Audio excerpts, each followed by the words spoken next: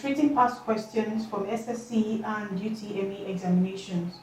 The first one says, which of the following protects consumers against poor quality goods? A. Chamber of Commerce.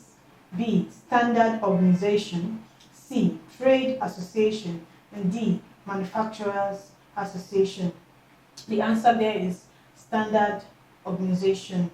Remember, we referred consumeration also as Standard Organization. That question is from SSC 2013. Question 2 from 1996 UTM examination says, a group of people in the same line of business who come together for the interest of its members is called A. Chamber of Commerce, B. Trade Association, C. Trade Union, and D. Consortium. The answer is Trade Association.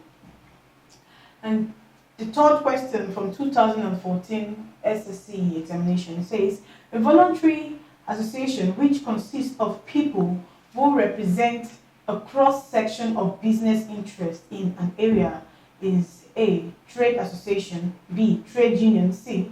Chamber of Commerce, and D. Consumers Association. The answer, Chamber of Commerce, combination of association of people from various lines of business. And the last one says, the association that comprises of all types of business is referred to as A. Chamber of Commerce, B. Trade, C. Trade Association, and D. Cartel.